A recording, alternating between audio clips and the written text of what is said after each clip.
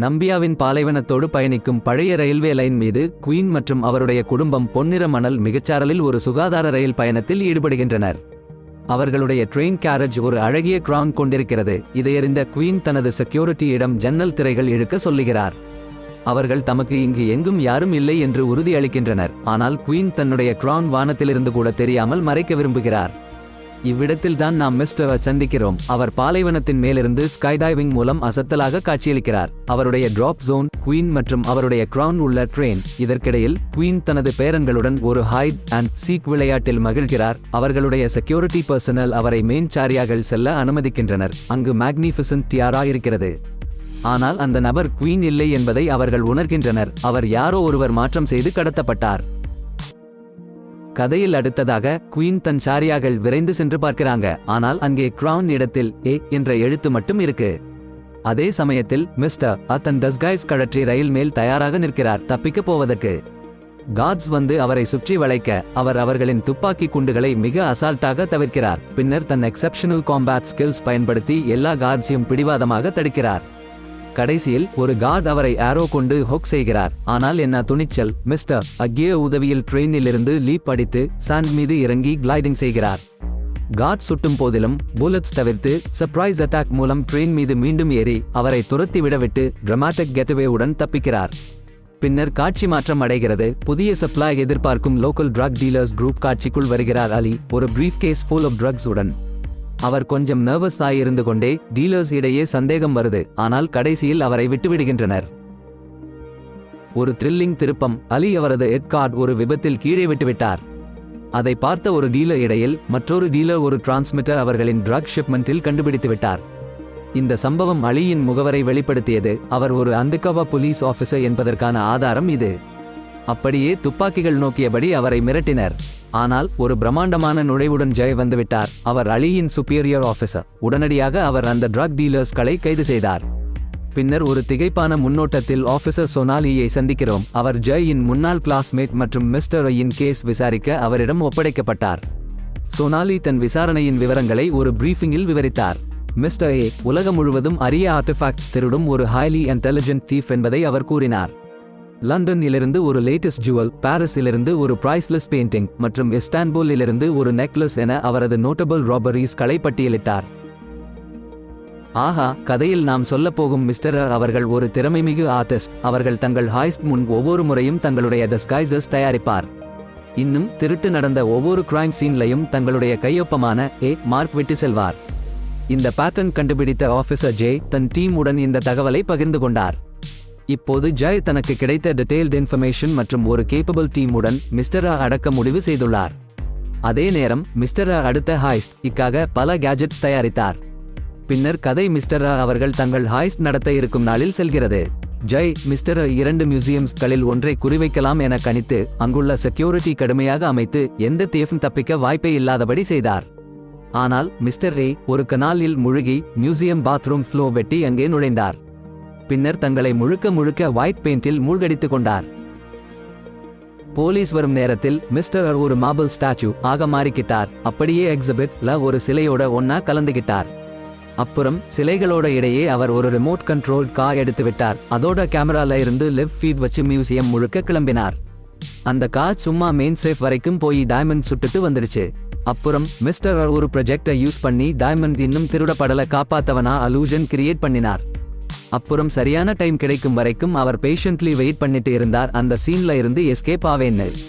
மறுபுறமா ஜெய் அங்க ஜூலி எக்ஸிபிஷன்ல இருந்து அந்த மியூசியம் மோஸ்ட் வேல்யூபிள் நெக்லஸ் முதல்லையே ஃபால்ட்னு கண்டுபிடிச்சார். மிஸ்டர் ஏ வோட பிரியமான ஐட்டம்ஸ் அவர் ஒரு கண் வச்சுட்டு இருந்தார். அதனால ஜெய் உடனே புரிஞ்சுக்கிட்டு மிஸ்டர் ஏ யோட உண்மையான டார்கெட் மற்றொரு மியூசியம்ல இருக்கும் டேமொன்னு தெரிஞ்சுக்கிட்டார். அவர் உடனே போலீஸ் ரீஎன்ஃபோர்ஸ்மெண்ட்ஸ் அனுப்பினார். அந்த லொகேஷன் அலி இடம் கூட ஹை அலர்ட்ல இருக்க சொன்னார். அட பாருங்கப்பா, அலி போன்ல பேசிக்கிட்டே சென்றபோது ஒரு எல்டர்லி மனு பார்க்க முடியாத அளவுக்கு முடியாத அசத்தல் வேடத்துல வந்த மிஸ்டர் அவை தட்டினார். உடனே அவர் மன்னிப்பு கேட்டார்.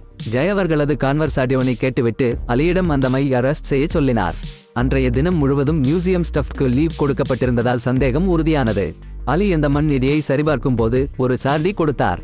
சார்ட்ல ஃப்ரண்ட்ல எந்த நாமம் இல்லையா என்று பஸ்லேட்டாக நின்ற அலிக்கு அந்த ஓல்ட் மேன் காம்லி உன் விடை பேக்ல இருக்கு என்றார். அலி கார்ட் ஃபிளிப் செய்ததும் மிஸ்டர் அவின் சிக்னேச்சர் கண்களுக்கு பட்டது. அதிர்ச்சியடைந்த அலி முன் மிஸ்டர் அவருமல் தப்பி ஓடிவிட்டார். ஜெய் மற்றும் அலி அவரை சிறந்த முயற்சியுடன் பிடிக்க முயன்ற போதிலும் மிஸ்டர் அவின் கனங் தாடிட்சி விட இவர்களின் முயற்சி பலனளிக்கவில்லை. இந்த சம்பவத்திற்கு பின் மிஸ்டர் மீண்டும் ஒரு பிரமாதரான டிஸ்கைஸல்ல ஏர்போர்ட்டில் தோன்றினார். மீடியா ரிப்போர்ட் படி மிஸ்டர் ஏவின் அடுத்த குறிக்கோள் ஒரு விலைமதிப்பற்ற 600 வருடங்கள் பழமை வாய்ந்த ஸ்வாட். அடுத்த நாள் ஜெய் மற்றும் அவரது டீமை கொண்டு பேலஸ் வந்து மிகவும் கடுமையாக காப்பாற்ற துவங்கினார்கள். ஆனால் மிஸ்டர் ஏ ஒரு ஆல்டர்னேட் ரூட்டை கண்டுபிடித்து உள்ளே நுழைந்தார். ஆனால் அங்கே இன்னொரு தீஃப் அந்த ஸ்வாட் திருட முயற்சித்ததை கண்டார். அந்த தீஃப் யாரும் அதை தொடக்கூடாது என்று எச்சரித்து அந்த ஸ்வாட் சுற்றிலும் தெரியாத லேசர்கள் இருப்பதை விளக்கினார். இந்த லேசர்கள் மீது தொடர்பு கொண்டால் அலாரம் ட்ரிகர் ஆகும் மற்றும் சுவர்களிலிருந்து எலக்ட்ரிக் ஷாக்ஸ் கொடுக்கப்படும். ஒரு போல்ட் முகாமில் மிஸ்டர் ஏ ஒரு காயின் லேசர் நோக்கி வீசி உடனே அலாரம் ஒலித்தது மற்றும் அருகில் இருந்த கார்ட்ஸ் அங்கு ஓடிவந்தனர். அதே நேரத்தில் எலக்ட்ரிக் ஷாக்ஸ் ஆக்டிவேட் ஆகி கார்ட்ஸ் இன்கபாசிட்டேட் செய்தன.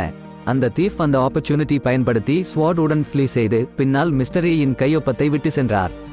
மிஸ்டர் ஏ கோபத்துடன் அந்த தீஃப் பின்தொடர்ந்தார். ஆனால் சோனாலி வந்து அந்த அம்பாஸ்டர் கன் பாயிண்டில் நிறுத்தினார். கடைசி நேரத்தில் மிஸ்டர் ஏ வந்து சோனாலியை டிசாம் செய்து பின்னர் அம்பாஸ்டர் பிடிபடாமல் காப்பாற்றினார். சோனாலி மற்றும் உங்களை கவரும் ஒரு திருப்பம் பாருங்க. ஜே மற்றும் சுனாரி வீழ்த்தப்பட்ட மிஸ்டர் எப்போதோ தங்களின் கைவிட்டு காணாமல் போனார். இந்த கதையில் போய் சுனாரி அவருடைய முகமூடியை கழற்றிய போது ஒரு சிறிய ஷாக். அவர் ஒரு இளம் பெண்ணாய் இருக்க மிஸ்டர் ஏ ஓட ரசிகையும் கூட. அவர் அந்த சோர்டி திருட முயற்சித்தது வெறும் மிஸ்டர் ஏ வை சந்திக்க மட்டும் தான். ஆனால் மிஸ்டர் அவரை அணுகி கூட்டணியாக சேர மறுத்துவிட்டார். அப்புறம் அந்த பிரைஸ்லெஸ் ஸ்வாட் எடுத்துக்கொண்டு கிளம்பிவிட்டார். ஆனால் கதை இங்கே நிற்கவில்லை. மிஸ்டர் சுனாரி இன் முயற்சியை ரகசியமாக கவனிக்க அவரை மதிக்க ஆரம்பித்தார். ஒரு டிஸ்கைஸ் இல் அவரை சந்தித்து இறுதியில் தன்னுடைய பார்ட்னர் ஆக ஏற்றுக்கொண்டார். சில நாட்களுக்கு பிறகு சுனாரி ஒரு மூவி தியேட்டர் ஜெய் சந்திக்க வந்தார். திகைக்க வைக்கும் மற்றொரு ட்விஸ்ட் யோட அவர் முதலிலிருந்தே போலீஸ் அண்டர்கவர் ஆக வேலை செய்திருந்தார். ஒரு ராபரி இல் பிடிபட்ட போது ஜெய் அவரை விடுவித்தார். அதற்கு பதிலாக மிஸ்டர் ஏ வை பிடிக்க உதவ வாக்களித்தார். அதன் பின்னர் மிஸ்டர் மற்றொரு டிஸ்கைஸ் இல் அந்த தியேட்டர் சுனாரியை சந்திக்க வந்தார். அப்படியே மூச்சு பிடித்து போகும் கதையோட திருப்பம் இது. Mister A Sun Harry Rio வந்துட்டாங்க. அதே நேரத்துல ஜெய் அலி அங்க வந்திருக்காங்க. போலீஸ் அதிகாரிகள் சோனாலியோட இரட்டை சகோதரி மொனாலி வீட்டில் தங்குவாங்கன்னு பிளான் வேலைக்கு ஆயிடுச்சு.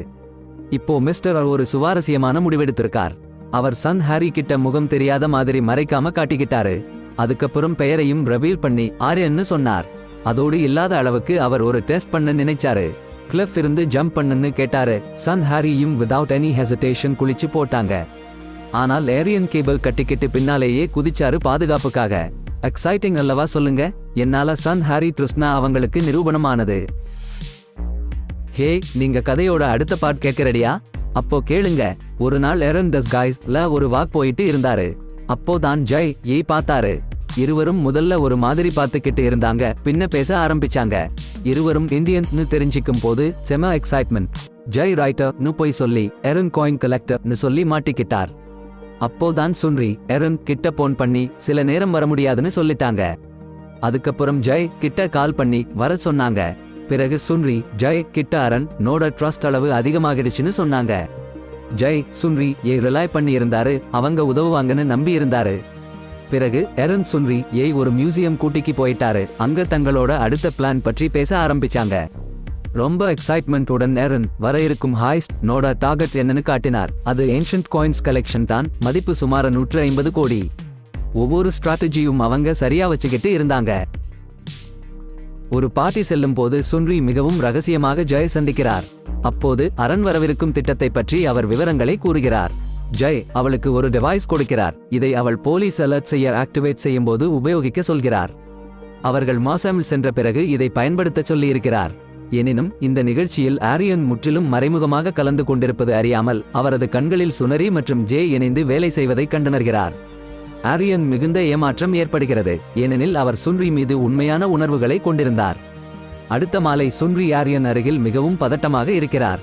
திடீரென அவர் நான் நாளை இறந்து போனால் உனக்கு எப்படி இருக்கும் என்று கேட்கிறார். பின்னர் ஆரியன் தான் உணரும் பதட்டத்தை பற்றி கூறுகிறார். அவர் ஒருபோதும் இதுபோல உணர்ந்ததில்லை என்று வேதனையுடன் கூறுகிறார். அவரது வார்த்தைகள் சிறிது மங்கலாகவே இருந்தன. இதனால் சுனரி ஒரு உணர்வு ஏற்படுகிறது. அவர் தெரிந்து கொள்வதை விட அதிகமாக அவர் அறிந்திருப்பதாக. இந்த நிலையில் அரண் மற்றும் சுனரி மீண்டும் ஒரு பார்ட்டி செல்கின்றனர். அங்கு ஜே கூட பங்கேற்கிறார். ஆரியன் இவ்விருவரின் இணைப்பு தெரியாமல் இருப்பதாக தோன்றுகிறது. இந்த கதையில் ஒரு திருப்புமுனை. ஏரியன் அவர் உள்ள முகமூடியை கழற்றி முதல் முறையாக ஜெய் முன்னால் நேருக்கு நேராய் சந்திக்கிறார். இருவரும் தங்கள் உண்மையான அடையாளங்களை ஒப்புக்கொள்கிறார்கள். ஏரியன் என்றால் மிஸ்டர் ஏ. அதே நேரத்தில் ஜெய் அவர்கள் விரட்டிச் சென்ற போலீஸ் அதிகாரி. ஆனால் ஜெய் உடனே ஏரியன் கைது செய்யவில்லை. மாறாக அவர் குற்றச் செயலில் பிடிக்க முயற்சிக்கிறார். அடுத்த காலையில் ஏரியன் சுன்ரி முன் ஆவேசமாக நிற்கிறார். உண்மையை ஒப்புக்கொள்ள வற்புறுத்துகிறார். சுன்ரி சரியாக ஜெய் உடன் சேர்ந்து கொண்டதை ஒப்புக்கொள்கிறார். ஆனால் ஏரியன் மீது நம்பிக்கை வைக்க கேட்கிறார். பதிலுக்கு அவர் ஒரு அதிரடியான ரஷ்யன் ரூலெட் விளையாட்டை ஆரம்பிக்கிறார். சுன்ரி தயக்கத்துடன் ஒப்புக்கொள்கிறார். ஏரியன் நம்பிக்கையை மீண்டும் பெற முயற்சிக்கிறார். அவர்கள் மாறி மாறி திரிக்கரை இழுக்க கடைசி ஒரு குண்டு மட்டும் மீதமிருக்க அந்த துப்பாக்கியுடன் சன் கைகளில் முடிவுக்கு எதிராகிறார். கண்ணீருடன் சுன்ரி தன்னை ஏமாற்றியதை ஒப்புக்கொண்டு தண்டனையை ஏற்றுக்கொள்கிறார். பின்னர் அவள் தனது காதலை ஏரியன் மீது வெளிப்படுத்த விரைவில் விஸ்டொன்றில் அரண் தன்னை தானே சுடும்போது ரிவால்வர் கிளிக் என்று ஒலிக்கிறது. யாரும் அதிர்ச்சியடைந்து போய் பார்க்கிறார்கள். ஆனால் அதில் அரண் ஒரு புல்லட் கூட லோட் செய்யவில்லை. உடனே அரண் அவருடைய உள்ளுணர்வை உணர்ந்து அவர்கள் ஒரு பெரிய பாசம் மிகுந்த முத்தம் கொடுக்கிறார்கள்.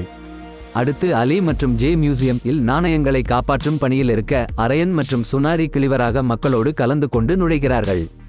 அரியன் பின்னர் குழந்தைகளுக்கிடையே சிலந்திகளை விடுவதால் மிகப்பெரிய குழப்பமும் பேனிக்கும் ஏற்படுத்தி விடுகிறார். இதனால் அவர்கள் நாணயங்களை எளிதில் திருட முடிகிறது.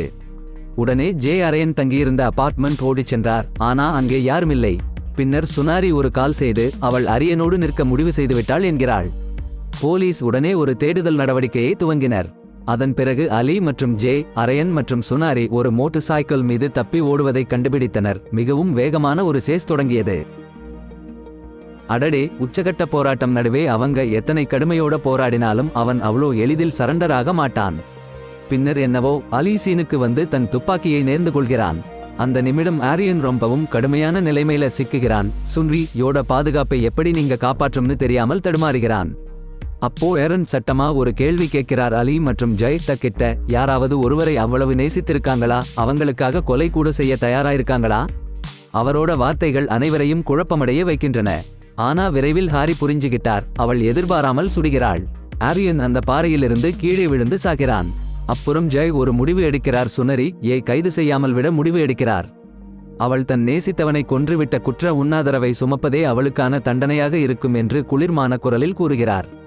பின்னை 6 மாதங்கள் கழித்து நாம் சுன்ரி ஒரு சிறிய உணவகத்தை நடத்தி கொண்டு சந்தோஷமாக இருப்பதை காண்கிறோம். அவள் இனி கிரிமினல் ஆக்களில் ஈடுபடாமல் வாழ்கிறாள். பின் அதே உணவகத்தில் அரியன் வந்து சேர்கிறான். ஏன் தெரியுமா? அங்க ரெஸ்டாரண்ட்ல பாருங்க, அரண் மற்றும் சுனரி காதலில் திளைக்கிறாங்களாம். ஆனால் இதுல ஒரு ட்விஸ்ட் இருக்கு. உண்மையில் அரண் தன் மரணத்தை ஜே மற்றும் அலி எதிர்ப்புக்கு போது நடித்து காட்டுபவர். ஆமாம், புரியுதா? அரண் மற்றும் சுனரி இந்த நாடகத்தை அவங்கள் குற்றவாளி வாழ்க்கையை விட்டு கொடுத்துட்டு சாதாரண மக்களா ஆரம்பிக்கான். அப்புறம் நம்ம ஆபீசர் ஜே அங்கே வந்துட்டு அரண் மற்றும் சுனரி சந்திக்க அவர் கண்டிப்பா அரண் உயிருடன் இருப்பதை அறிந்திருக்கணும். பின்னால் அதிர்ச்சி கொடுத்துடுவருக்கு அவரை பிடிக்க வந்திருக்கார். அரண் சொன்னார் அவர் மாறிவிட்டதாக. அமைதியான வாழ்க்கையை சுனரி உடன் கொண்டாட தயாரா இருக்காரு. அதை கேட்டதும் ஜே மிகவும் இம்ப்ரெஸ் ஆயிட்டார். குற்றவாளி போல நடத்தாம அரண் புது வாழ்க்கைக்கு அவர் வாய்ப்பு கொடுத்துட்டார்.